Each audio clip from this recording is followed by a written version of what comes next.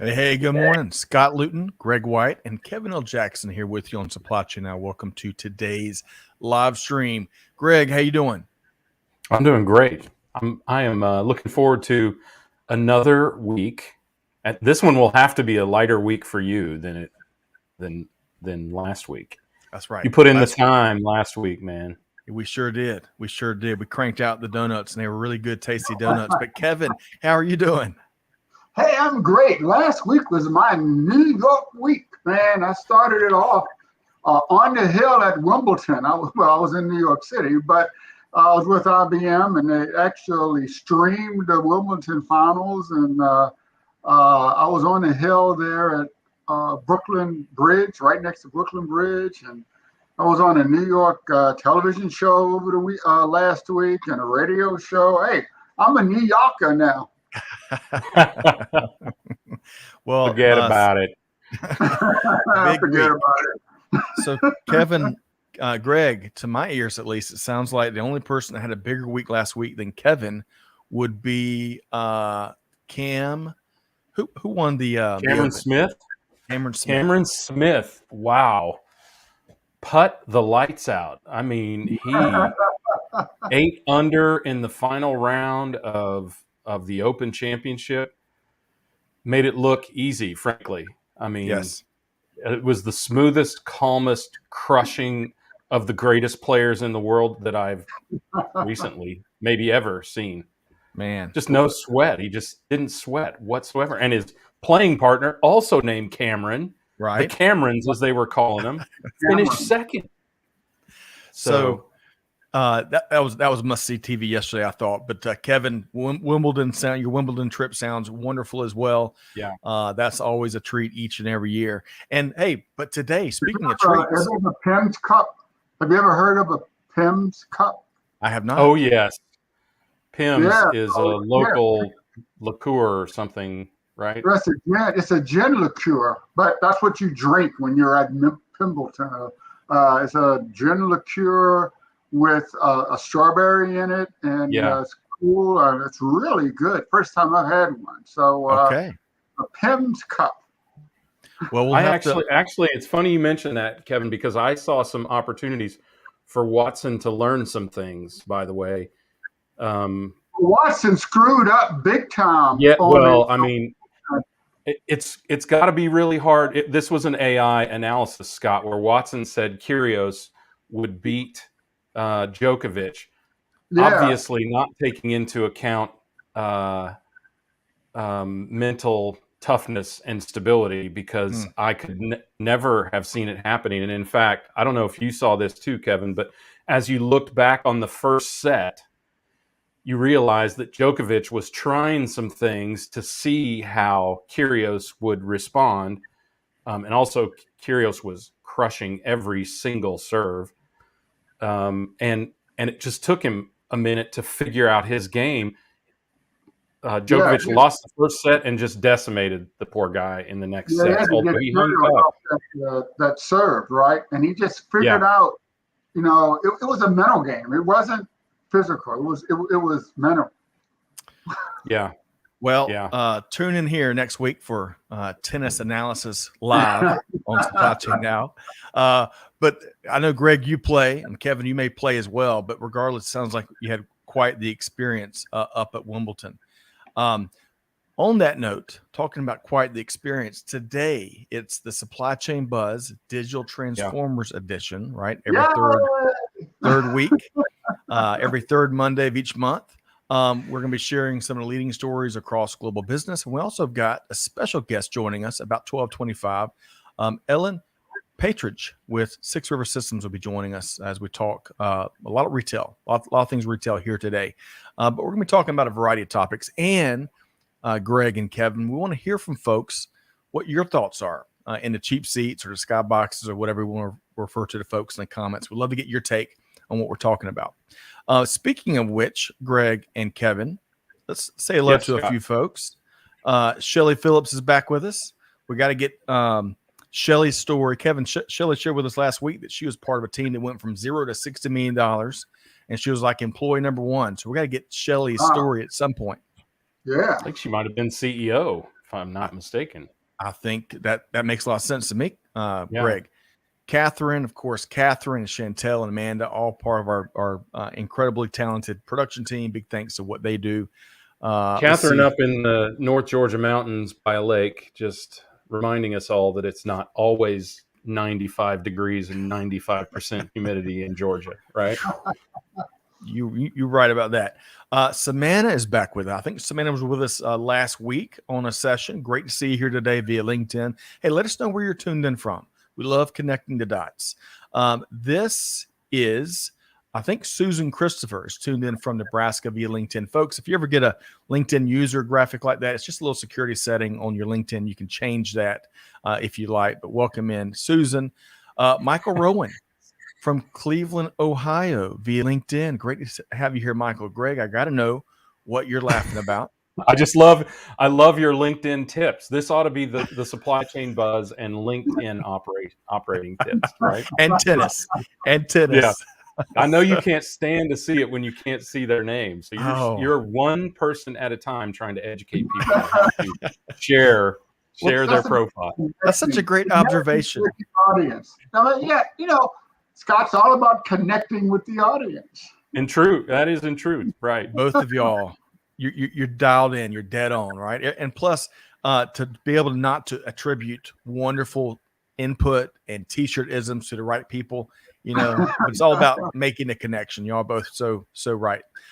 T Squared, hello. Tuned in from YouTube. He's holding down the Fort Forest as always. Great to see you here today. Gene Pledger.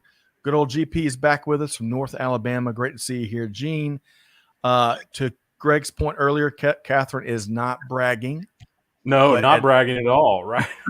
83 and breezy. Man, I'm jealous, Catherine. Yeah, and she's either looking at a forest, a mountain, or a lake, right? I mean, there's only 3 views up there, so beautiful. Well, great to have everybody. And y'all keep chiming in. We've got a lot to get through here today with Greg and Kevin and our wonderful guest. Ellen's going to join us about 12:25. So I want to start, though, Greg and Kevin. Today we published an outstanding episode.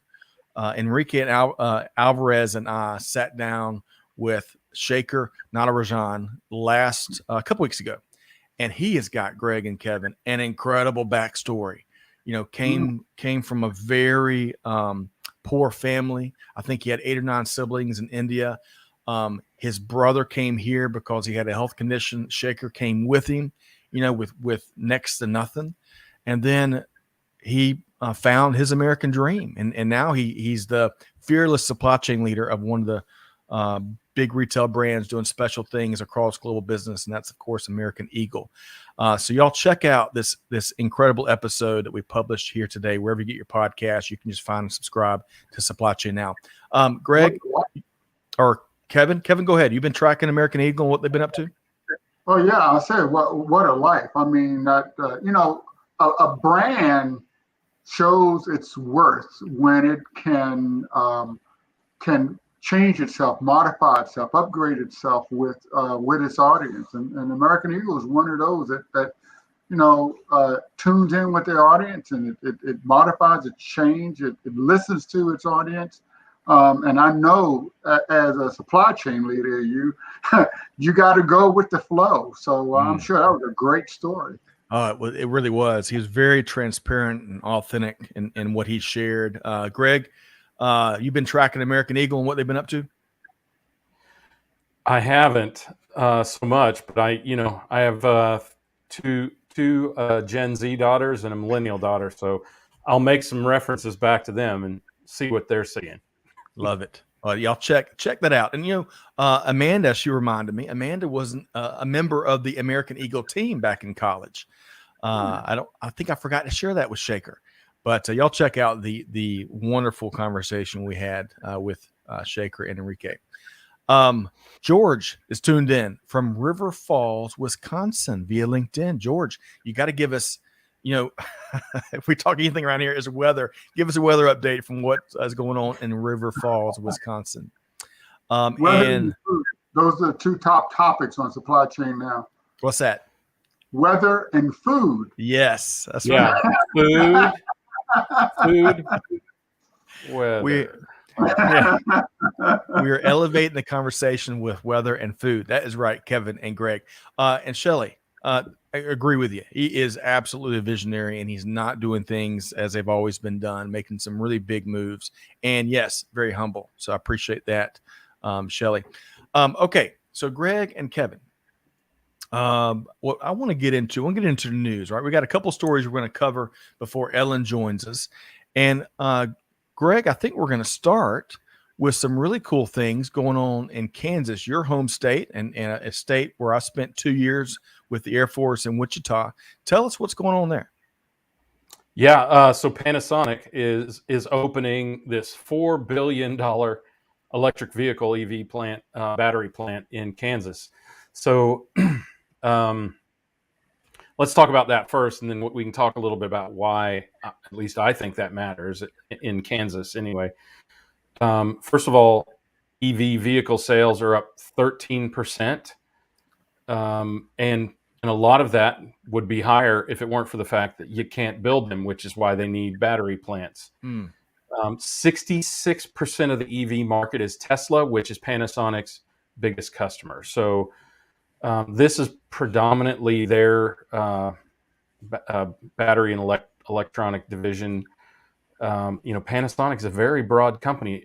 People may or may not remember that they bought Blue Yonder, a technology company, a supply chain technology company, and they intend to spend another $4 billion on that. So they are all over the place and trying to keep up with this demand. And I think one of the cool things about it from a native Kansan standpoint is Kansas has at times been very, very prominent in the manufacturing industry. I mean, the aircraft industry, Wichita, Kansas is known as the air capital of the world.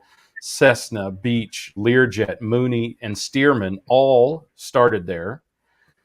Innumerable other companies that have operated out of there, not to mention Boeing, who built a number of their aircraft, fuselage, and componentry in the Wichita area until they consolidated things back to Seattle. But there are a ton of other companies that that I think people don't think about. And Panasonic's business case for this was that there's such a great manufacturing skill set in Kansas. So the town that they're operating in is called DeSoto. It's just west of Kansas City, the suburbs of Kansas City, between Kansas City and Lawrence, which is where the University of Kansas is. Wow.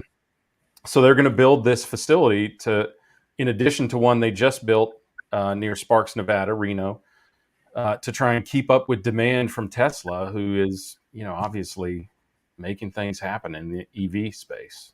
So, I mean, there are a ton of points of pride, right? If you think about this, lots of companies you probably never thought about, not to mention Pizza Hut, but that's not really manufacturing, is it? The Coleman Company, Spirit Aerosystems, Heston, Field Queen, Agco, Farm Equipment, Hills Pet Food, Spirit Aerosystems, Bushnell, and Garmin all are or have been home in Kansas. So and there are pharmaceutical companies. Roche was there. Cerner is still in Kansas City. There's a lot of good talent there. And what have we been talking about over the last several weeks? People are staying away from manufacturing jobs in droves. So if you can find a population that wants to work in manufacturing, go there, right? Yep. So Kevin, I'd love to get your thoughts here. As a former aviator, that air capital of the world in Wichita has got to resonate with you. But what are some of your thoughts here, Kevin? Well, actually, it's sort of a little personal because my son, he had a car lease, and he's needed to turn his lease in. And he was debating whether to get a new lease or not, or buy a car. And in talking with him, we surprisingly got into a conversation about electric vehicles. Because the market for electric vehicles is blowing up, whereas the market for used vehicles is getting kind of soft. And if you get into a lease, you'll probably be committed to 4, 5, or 6 years. And if you look at the market at that time, gas cars will definitely lose their value. So we started talking about electric cars. And one of the things that kind of jumped out to me is that whereas a electric car, if you just look at its price, is about $10,000 more than a traditionally fueled car. Okay. The federal government gives you actually a $7,500 tax credit to buy an electric vehicle, which brings the price down to about the same.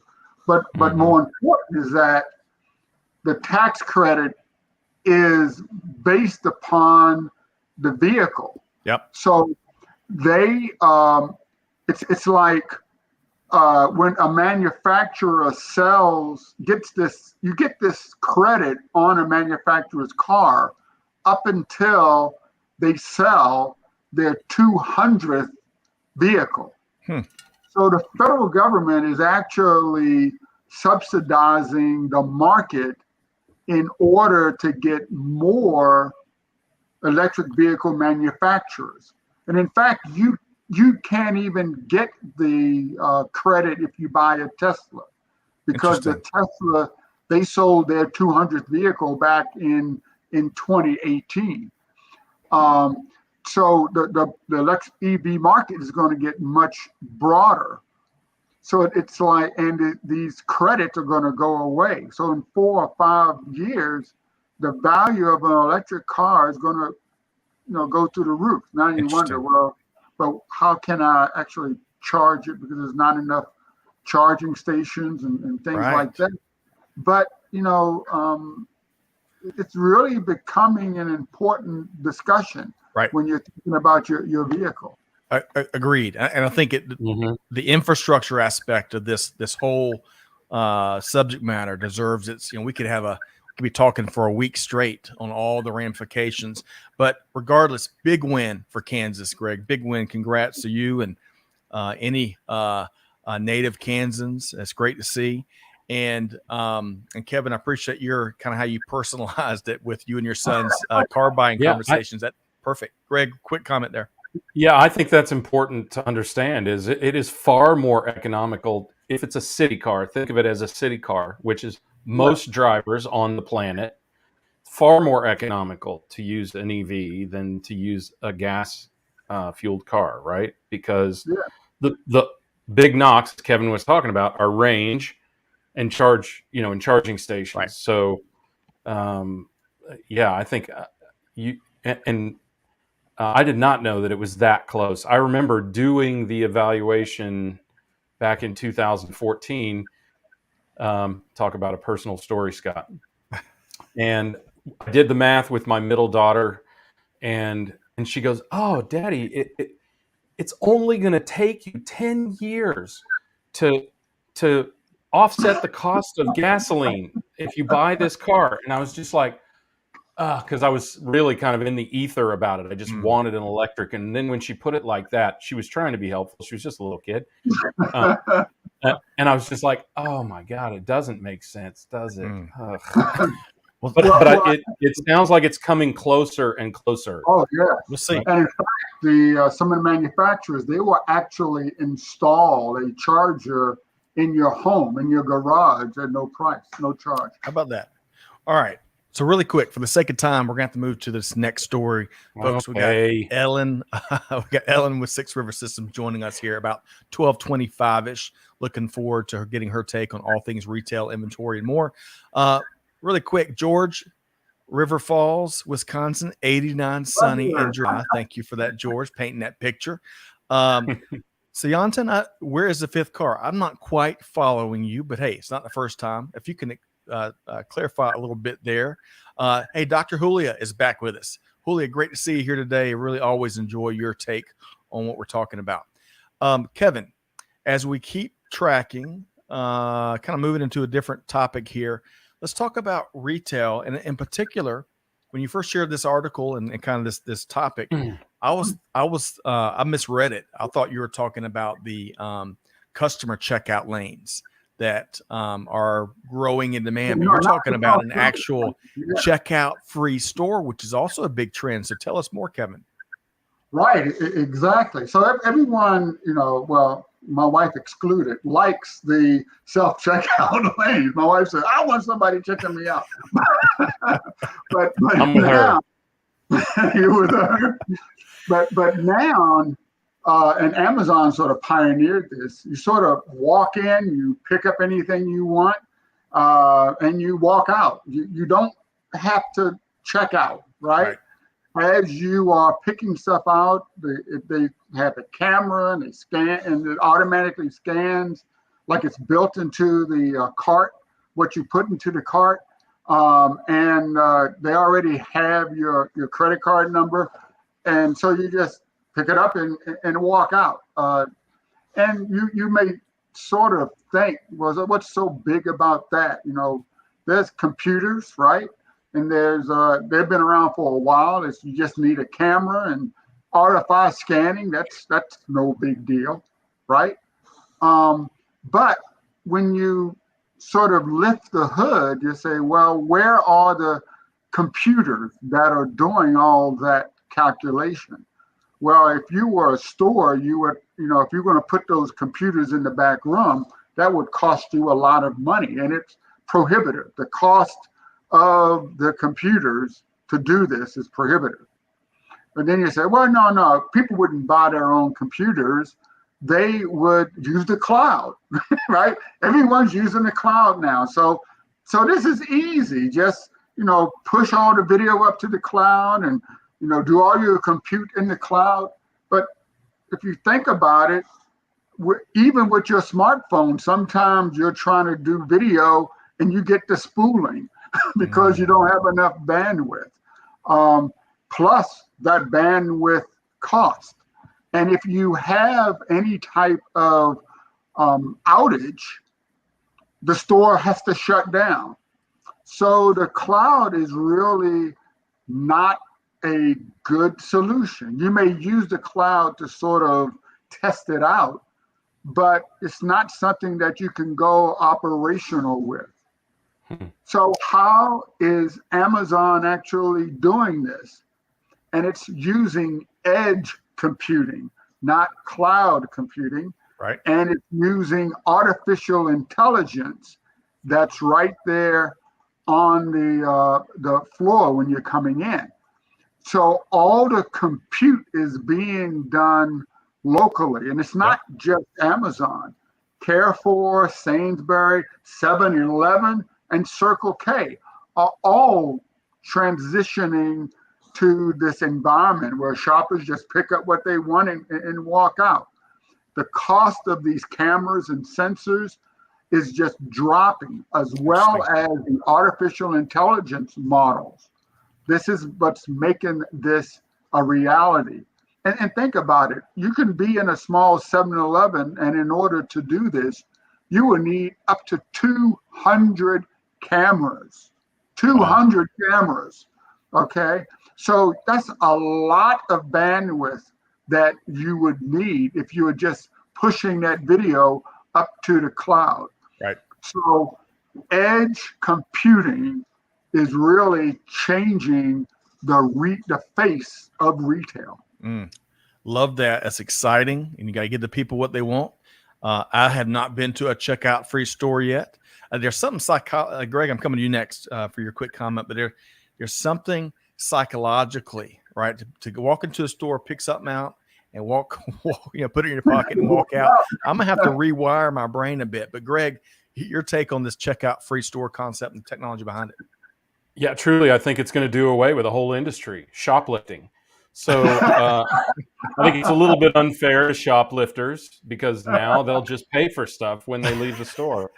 So I guess to get used to it, you have to think like a shoplifter. So, but yeah, I think so. I've actually had the opportunity to see these stores some years back in a previous company that I ran. We worked with Amazon, and it is fascinating. They form a visual net that's about a quarter of an inch by a quarter of an inch by having all these cameras they cross their beams, and they're shooting everything from 100 angles basically. Right. It is a very, very impressive initiative. And edge computing, for anyone who doesn't know, instead of going all the way up to the cloud, maybe you just go over to a little bush. They're starting to put computers, seriously, they're starting to put computers where phone switching devices are and cable boxes and things like that, where they only need a relatively small amount of compute power. Yep. It can be much more proximate to the store, right? And there's all kinds of ways. If you don't know, just Google edge computing. Kevin's the expert. It is fascinating to just envision what that could mean. So, yep.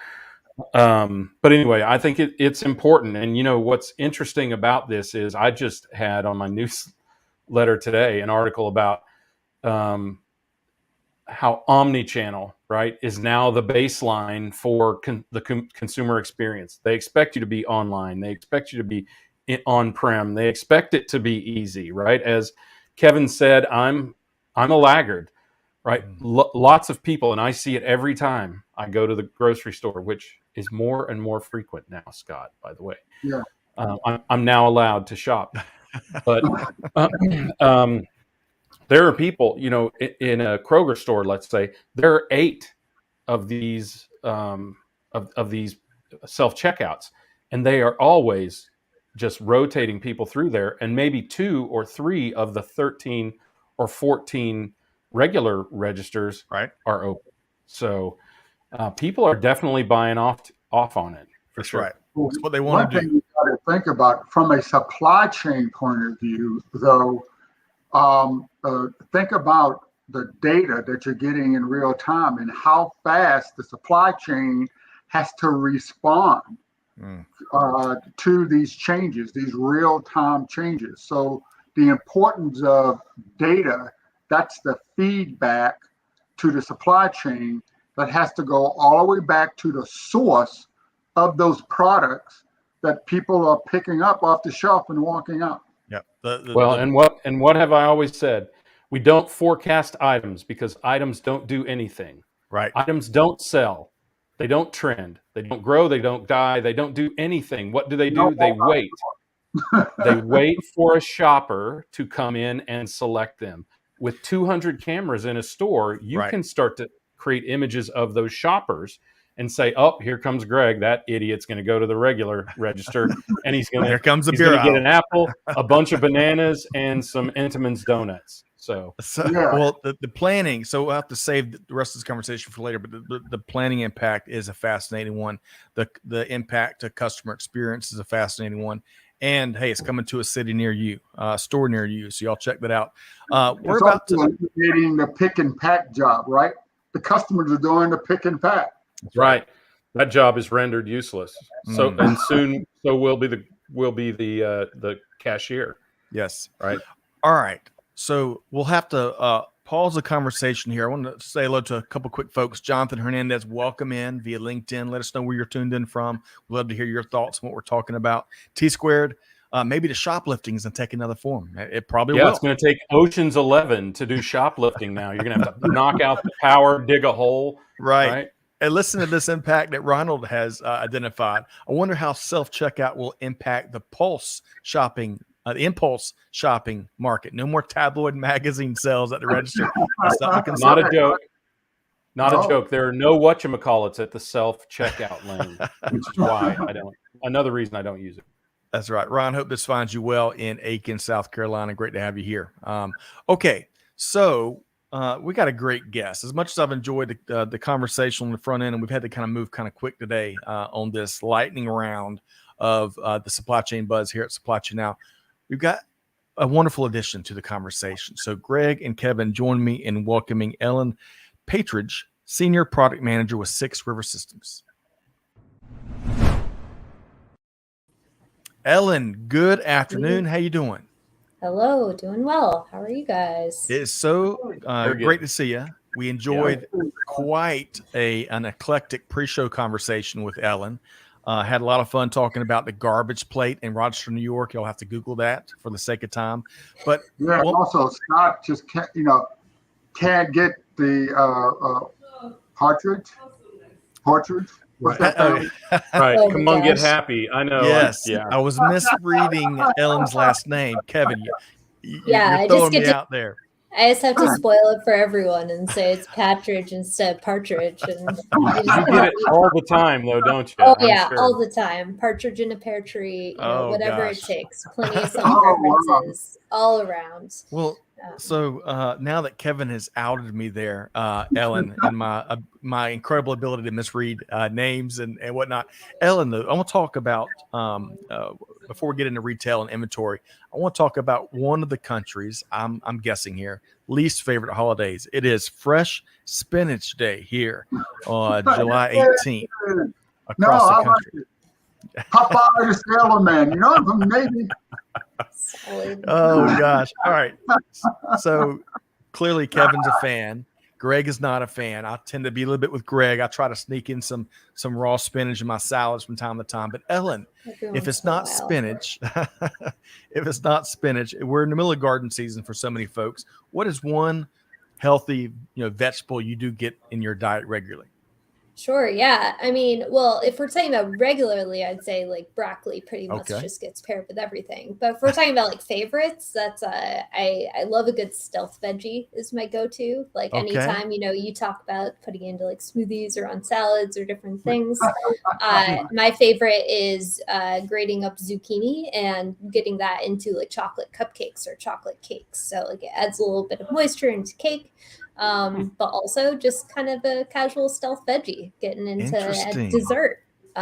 Yeah. Wow, Stealth veggie. Yeah. That is interesting. Zucchini is super versatile. Put it in pasta sauce, put it in chocolate cake, whatever it takes. Ellen, you're blowing my mind here. I'm gonna have to compare these practices with what Amanda does a lot. She's an incredible cook. And we just picked up some squash and zucchini from the local farmers market. We're gonna have to check out these stealthy vegetables, Ellen. Yeah, it's just don't seem to go together. Kevin, I mean, they're great though. Yeah, It I feel does like work. especially if It you works. just have extra zucchini. Yeah, it means the same as like banana and banana bread. Just different things. Well, maybe not quite. All right. Well, so Ellen has talked about that she brought some new culinary practices to the table with the stealthy vegetable and also broccoli. I think most of us are big fans of broccoli. I could eat just about every meal.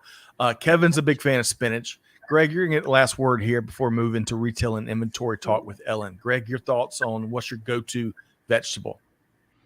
I'd have to say broccoli, cucumbers, and or okra. Anything that can be fried, of course, is my favorite vegetable. So I'm with you. Okay. So now that was the shortest celebration of any holiday on the Buzz, at least in my recent memory. Hey, Ellen, I don't know about you. I avoid spinach, but to your point, if it is stealthily placed if it's a spinach pasta or it's in a pasta, right? I actually will eat spinach. Yeah. Sauteed spinach is delicious. Also that, yeah. Right. There are a lot of ways to do it right, but unfortunately, there are ways to do it wrong. So, Well, so let's do something where we can find maybe more consensus, and that's talking supply chain, talking retail, talking inventory. And Ellen, I appreciate what you bring to the table and your expertise in this regard. I want to, we know you're tracking these things with what you and the Six River Systems team do. There was an interesting article that hit all of our radars over the last couple of days from our friends at Retail Dive, telling us what I would argue, and we probably all would argue, what we already know. Normal is still nowhere in sight, whether it applies to inventory or supply chain. As Greg and Kevin, we've all talked about, that genie's not going back in the bottle. But that's where I want to start the conversation with you, Ellen. What are some of the observations you have related to this article via Retail Dive, or in the bigger picture with what's going on in the retail space across the country? Sure. Yeah. I feel like the word uncertainty can kind of cover a lot of the things that article dives into. So like, as they point out, being able to forecast demand and manage your inventory out into the future has been really hard. consumer trends are not very steady, and they've definitely shifted since the start of the pandemic. So going back to 2020, but also like looking into this year, like dealing with inflation, dealing with gas prices, like there are so many things that kind of impact that inventory planning. And so because of that, like a lot of the customers that we're talking to, you know, like they're trying to forecast, you know, what is our peak going to be like? What do we expect to come out at the end of the year? But they may not even be able to rely on like peak forecasts from last year, or even just looking at last quarter to know what the end of their year is going to look like. It's just a lot of uncertainty. Yep. Well said, Ellen. Greg, I want to circle back to you based on what she's already shared or some of your observations when it comes to retail. Let me state first that I was wrong. Scott, you might wait Like- a second. Yeah. Wait a second. Let's record Hold that. on, I'll Dig say it in. again. I'll say it again. Yeah, I was wrong. What did I say that the key word for supply chain would be this year? Stability. We can't even begin to approach stability, right? We can't even begin to think about stability because, as Ellen said, predictability is also out the window. So think about where some of these retailers are. The Target instance is well known by now. They're not even the worst offender. There were many who were worse. They were just more prominent and had just spent $4 billion on supply chain technology and planned to spend $2 billion a year. They had just gotten done bragging about all of that when they cut their earnings forecast because they had flubbed on this. And then 2 weeks later, cut it again dramatically. So this is how far from normal we are. And even the best, the brightest, and the highest spending in the industry are struggling to keep up. I will argue, to our previous point in the show, they're still forecasting off of last quarter or last year, and they're still forecasting items, which is a huge gap in allowing companies to predict the future. Because, as I said, that toilet paper didn't jump off the shelf into people's shopping carts during the great toilet paper shortage of 2020. People pulled it off forcefully and stuffed it into shopping carts at Costco and then ran out the door with it. So I think we have to think about how we can close that gap. But in this day and age, the best we can do is be supremely responsive and start to shift our gaze towards the future, because even the most advanced technology does not support that very well these days. Yep. Shift our gaze towards the future however we can do it, and towards the consumer whenever we can. Okay. Beautifully said there, Greg. Kevin, I'm coming to you next, but really quick, T Squared, going back to food. He or she says, try rhubarb for the dead taste buds. Hashtag tart. But Ron Shepherd, Strawberry rhubarb pie is very good, though. That's what I hear. Ron agrees with Kevin. Spinach is awesome. So, Kevin, you got some allies there. Kevin, Nice. But coming back to retail and inventory and observations there, what are you seeing, Kevin? So what I am seeing is organizations refusing to learn, right? All right. They're putting more money into how to forecast better using what happened last month or last year. I mean, it's like, take that money and put it into systems that sense what's happening today, right? Like these checklist, checkoutless retail stores, right? You have to monitor and get data on what the customers is doing right now in order to feed and design your supply chain. It's just a waste of money. Why do people refuse to listen to their own ears and see what their own eyes are telling them, and feel the pain that they've experienced in their wallet because they failed to forecast based upon, they continually fail to forecast based upon the past. I mean, stubbornness. And so many folks are doing it. Kevin, excellent comment. Tell you and Greg, quite the 1-2 punch. And throw Ellen in there. We got like a 3-way tag team championship team right here. Yeah. Okay, Ellen, you're in. Ready to go. Let's do it. So, Ellen, if you would respond to what Greg's talking about, shift of gaze. Kevin's like, folks, what are y'all doing? Ellen, respond, and then we're going to kind of pulse you with what you're seeing business leaders do. So, your thoughts there, Ellen. Yeah, I mean, just like the main things are just saying, like, yes, for the things Greg and Kevin are saying, we're looking at folks who are facing a ton of uncertainty, and because of that, like their responsiveness is important. As Greg, I believe you said, that word is perfect. And I think flexibility, and basically that's the word I had in mind, but I feel like both of those are the same, like being able to, react to what you're seeing and not just keep looking to the past and not just keep trying to improve the way you did do things, which I think gets into like Kevin, what you're saying, we shouldn't just keep trying to like, we just need to do what we've always done a little bit better. Like we need to be thinking about things differently because of, kind of what we're facing right now. Right. We got to be better at being contortionists, if I can say that word right, and changing how we view kind of what Greg and Kevin and Ellen, what you're all saying, changing what we do, changing how we view supply chain management for that matter, and retail and inventory and all that good stuff. And it's like fighting the last war over and over again. And fighting the urge to do business as usual, right? Greg, you were going to say something? Look, supply chain academia does not help.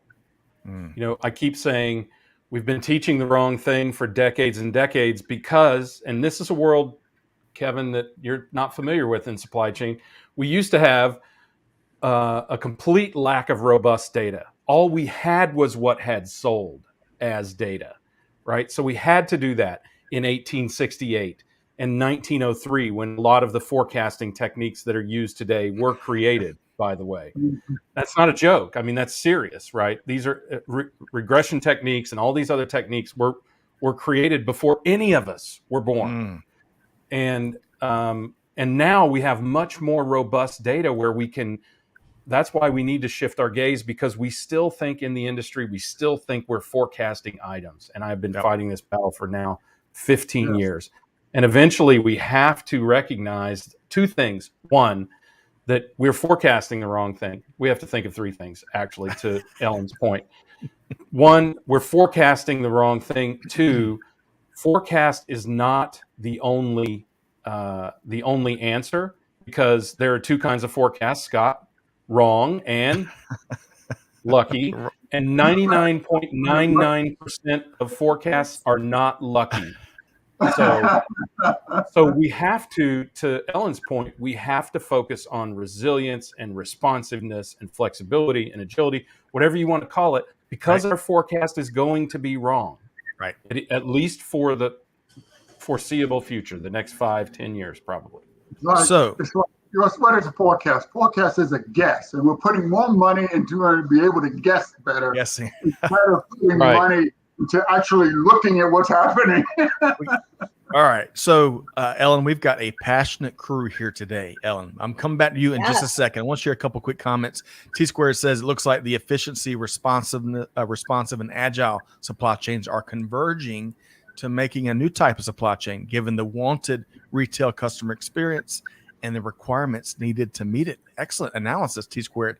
Tony, great to see you here, Tony, via LinkedIn. Let us know where you're tuned in from. Agree with Kevin about forecasts. And he said, look what he says. Supply chain now says it. Yes. I love that. There you go.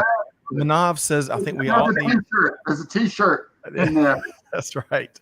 Manav says, I think we need to also look into crisis management. And you know what? We need to reinvent our approach to crisis management, perhaps. All right, so Ellen, I'll circle back. There's so much to get through here today. A lot of passion, a lot of expertise. But Ellen, you talk a bit. You and your team talk with business leaders all the time. What do you see business leaders doing to have a different and a much better peak season?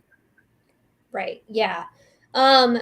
So I said, break it into a few different buckets. So, we get into this like inventory planning idea of just continuing to keep a pulse on the industry that you're in and the customers that you're working with and checking in frequently with those trends and different things that you're seeing.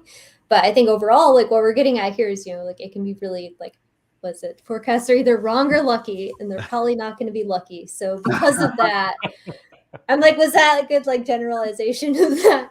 I forgot the percent you gave. Yeah, that's good. Yeah, probably not. Okay. So because of that, you want to be able to create a system that's flexible when inevitably those forecasts are wrong. So how we're seeing people create that flexibility is through both labor flexibility as well as automation flexibility. So like labor flexibility is like creating a system and a like fulfillment center that is able to easily bring people in and that people want to work for. And that is huge, especially in the labor market today. Like being able to make your warehouse be somewhere where when you have peak season demands or you have changes, you are able to get folks in from the labor market. Because right now, like I go to warehouses and it's so common for folks to be like, yeah, we're losing people to the warehouse just literally right across the street or like right down the road. And the people that I see who are doing it well and are able to retain that labor, it's not just about pay, because oftentimes they're all offering the same or similar pay, but it's about perks, incentives, and creating a team, creating folks who are like, kind of there and working together and understand like, the company and what they're trying to go for. And then just creating a job that they want to come to every day, which kind of gets into that flexible automation and those things like taking away redundant tasks and having easy to kind of bring in and roll out automation based on whatever throughput you're getting at. So like, if you have kind of, static kind of monolithic structures, like, those are only going to be made for a certain throughput, but being able to bring in robots or different things that you can scale up or scale down as you need, that'll help with the labor in terms of like making their jobs easier, but it'll also help you with your throughput to respond as needed based on the demand that maybe you weren't expecting. Okay. Systems level thinking. No, that's perfect. That's dead on. With all respect to Matt Fitzgerald's mother, there's no reason to apologize for automation anymore, because automation is not taking anyone's job. No one's. It is not taking, especially not in a fulfillment facility.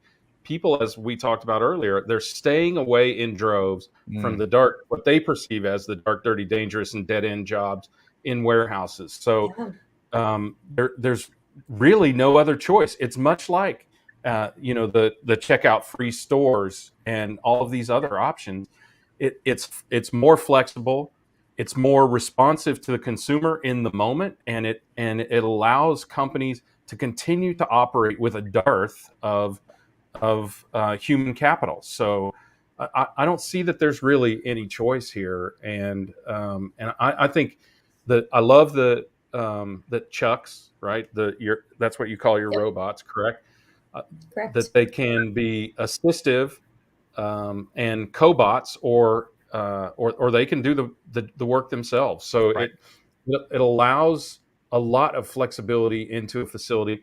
We're coming into peak season. We keep talking about this. It's time to be building capacity. All you got to do is just call Ellen or one of her colleagues and say, we need 10, 20, 50 more Chucks. Yeah. And then what is it? We've heard this story before.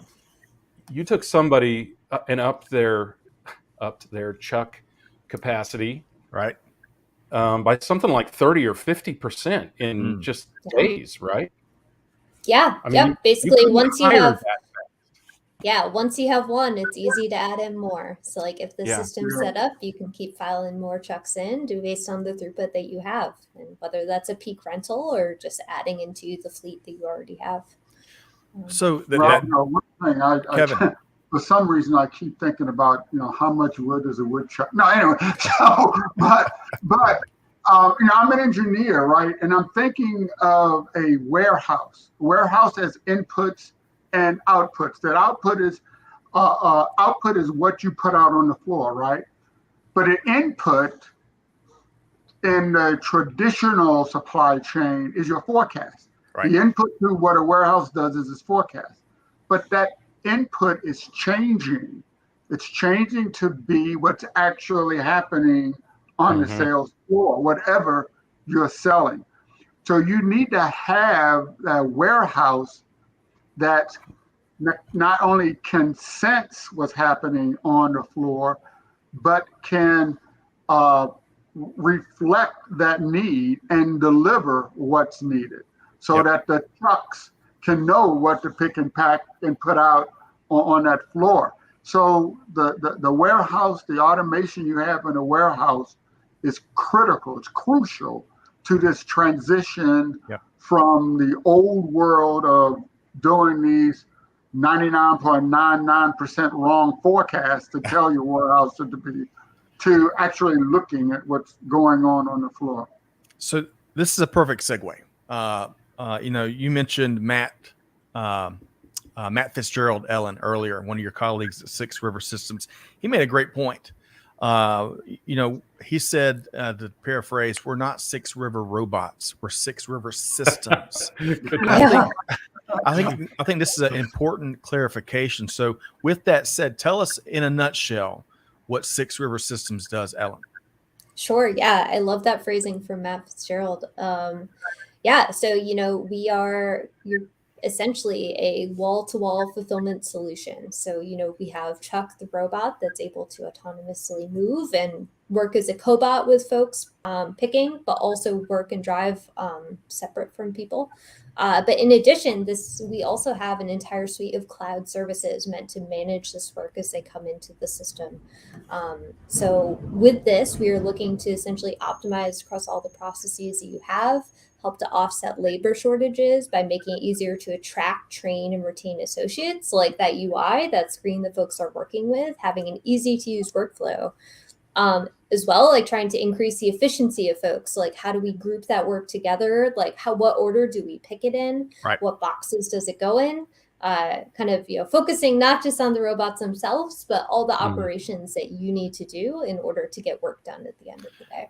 Ellen, I'm so glad you shared that, because what Kevin was just saying earlier about being an engineer and kind of the layout of the warehouse. I mean, these are areas that your team can impact as well, not just about the automation technology side, but kind of the process side, and of course the impact on people, and making life easier for our dear people and hardworking folks out there across supply chain. So I love that, Ellen.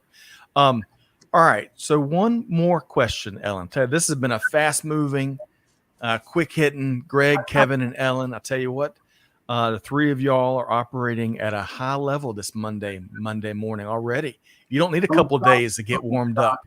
What's that, Kevin? Don't stop the fun. Let's keep on going. So, well, on that note, speaking of fun, Kevin, if I can pull this graphic up, Greg and I had a blast with Ellen's colleagues. Let's see, that was Will and John from Six River Systems, and we had this webinar focused on how to solve 3 common peak challenges. We may, Greg, have talked about music and Led Zepp quite a bit throughout the hour. But Ellen, did you catch this webinar? Spinach. And no spinach mentions, Kevin. No Yeah. So Ellen, did you catch this, and your key takeaway here? Yeah, so I think, Will and John, awesome folks. I think the main takeaway here is, there are essentially, peak is coming, but it's not here yet, which means that you still have time to prep. Scott, I'm stealing some of your words here. Please. So yeah. So I would just say the main takeaway here is, you should definitely check out this webinar. It digs into like how to empower your labor force. A lot of the stuff that we talked about earlier around labor planning, how to deal with seasonal spikes in demand, and also how to improve customer satisfaction and retention. So kind of if the stuff we've been talking about today resonates with you, I think that webinar is going to be an awesome thing to check out. Agreed. Yeah. Ellen, and what we also talked about in this session, Greg, if you remember, Crocs. Crocs is, talk about popularity, and I can imagine how Crocs plans and forecasts, because my kids they can't get enough Crocs. And that's been one of y'all's partners that you have helped optimize their operations and make it easier to meet their demand, enormous demand here in recent years. So y'all check out the webinar. We've got the link in the comments. Greg, and we've talked about you like you're not here a little bit, but your takeaway from that webinar and a lot of fun we had. Well, I mean, I think about how supply chain plays into the bigger picture of companies these days, and how you're not just satisfying your current customers, you're also defending your brand identity. And Crocs is a great example of that, by the way, one of the most capital efficient public companies on the planet. And a lot of that has to do with how they manage their supply chain. And think the take and you nailed this, is that this is the year of responsiveness, right? First, it was supply problems. Then it was demand problems. We are not predicting effectively, which we've talked about ad nauseum here, but also the supply problems, right? Now, I mean, think about this, Scott, as I was preparing for this show, yes, which I know it's hard to believe, but I do. I was thinking about where we are in peak season, and that a lot of goods for peak season are landing now, or will be, or should be, and will be landing in the next 2-3 months. I mean, that's how early some of these goods get here. And then I started thinking about some discussions we've had, or some news we've heard about iRobot, who will probably be selling Roombas from last year because of the port backups. They didn't receive their Roombas before Christmas and only received them in the first quarter of this year. And how many companies have become more responsive to avoid that scenario for this peak season? Yep. And I think it's really, really important. And I think, Ellen, you nailed it, that responsiveness is the theme of the day for supply chains. That and taking action now. Don't sit in your hands and say, woe is me, and we're stuck. Right. There's options out there. Hey, Kevin, I'm gonna get your last word, but before I do, really quick, Jonathan agrees. Culture, we've mentioned that throughout the conversation here today. Big part. I completely agree with that. Dr. Julia is talking about going back to forecasting. It's not about the methods, rather how they are misused and not understood. That's a great point. Fred Tolbert is with us here today. Great summer. It's a great summer day to be in supply chain. Greg, that is the Huckle. Doc Holliday of supply chain. Doc Holliday of supply chain. Yes. Thank you. Yes. And I'm not ignoring, we couldn't get all the comments here. We got a link to the website, but Wise GSU is making some great points here. We'll have to have a full-blown forecasting and planning conversation soon. But Kevin, your final word about kind of retail inventory, getting ready for peak. Your final thoughts here, Kevin. So I was looking at TV the other day, and they were interviewing this woman, and it's June, right? And she was talking about how she is already finished her Christmas shopping. Now, why? Because of last year, there were so many shortages. She started at the normal time, right? People are starting a couple of weeks before Thanksgiving to do Christmas shopping, and she said, I am not going to be caught without the toys under the tree this year because of last year. Yep. So how many of the forecast models have what happened last year in them? Right. All right. So how many of them are going to forecast customers that are going to start buying stuff because they believe or they feel there's going to be supply chain issues this year? So that's almost guaranteed that it's not going to be 99.99% wrong. You're going to put another 7 nines on that. It's gonna be like the Wimbledon. Right. It's gonna be like the Wimbledon mistake. So you have to leverage automation and understand your customers. Today, they have the experience of last year, and that's going to drive their actions. Amen. Well said, Kevin and Greg. And Ellen, you're going to get the final word here today. Let's make sure folks know how to connect with you, Ellen. Also, Six River Systems. What's the easiest way? We've got the webinar out there, but what's the easiest way? yeah, so easiest way to connect with me, you can find me on LinkedIn. I believe that everyone has found me just by searching Ellen Patridge. But in addition, I would say if you want to check out Six River Systems, we have sixriver.com if you want to check out our website. And also you can follow Six River Systems on Twitter and LinkedIn are the two best spots. Excellent. And, beyond the webinar there's a ton of resources that you can check out via their social handles and connect with Ellen. We've really enjoyed our conversations with Ellen. Yeah. She's very connected with what's going on in the industry and very personal. We had a lot of fun talking food to sports to you name it. So Greg and Kevin, heck of a show here with Ellen Patridge with Six River Systems. Kevin, really quick, how can folks find you? Lead, of course, Digital Transformers, one of our most popular podcasts here at Supply Chain Now. Almost said Six River Systems at Supply Chain Now. Kevin, how can folks find your show? Well, always on Digital Transformers. I'm going to plug next week. We release our new July edition of Digital Transformers, and we're going to talk about the largest blockchain implementation currently in the U.S. federal government called EMA.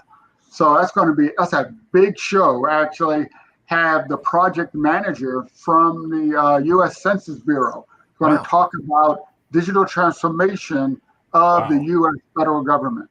So that's going to be a big show. And you can find me so you can find me on supplychainnow.com under Digital Transformers, Twitter, Kevin_Jackson, or LinkedIn. Wonderful. It's just that easy. And of course, you can look up Digital Transformers with Kevin L. Jackson, wherever you podcast and subscribe so you don't miss a thing. Ellen, Greg, and Kevin, one of my favorite acronyms lately has been VUCA. Stands for volatility, uncertainty, complexity, and ambiguity. Jose Montoya, great to have you here. Love your great work you do. But as Jose says, it's in our daily life. Therefore, we have to be prepared. It's not going anywhere. George is like, hey, can we say bullwhip effect? Yes, say it louder for the folks in the back, George. Excellent point. But folks, whatever you do, Greg, throw down the gauntlet, issue your challenge, and then I'm going to sign off here with Ellen and Kevin and me and you. Issue your challenge. What do folks got to do? Well, we've got to focus on responsiveness, and we've got to make sure that we are looking to the future. We are forecasting the right things, casting our gaze into the future. But I have to stipulate that with this, I feel so good about the future of supply chain with people like Ellen out there to carry on the mantle as some of us get old. So thank you, Ellen. I appreciate your point of view and your expertise. Shifting your gaze, that is such a Shakespearean, very dramatic. I'm going to completely steal that from you, Greg. But I agree. A lot of passion and expertise and content we covered here today on the Supply Chain Buzz. Big thanks to all of y'all that tuned in. Most importantly, also big thanks to Greg, Kevin, and Ellen for the conversation today. Make sure you connect and follow these folks across social. Make sure, hey, if you're a supply chain leader, business leader, retail leader, make sure you take action. There's so many great resources out there that can help you make it easier on your people through this upcoming peak season. But hey, they're not going to do it for you. You have to take the first step and reach out. So connect with Ellen and the Six River Systems team. But whatever you do, folks, big thanks to the production team as well for making it happen today. Scott Luton challenging you to do good, to give forward, and to be the change that's needed. And with that said, we'll see you next time right back here on Supply Chain Now. Thanks, everybody. Awesome. Thank you.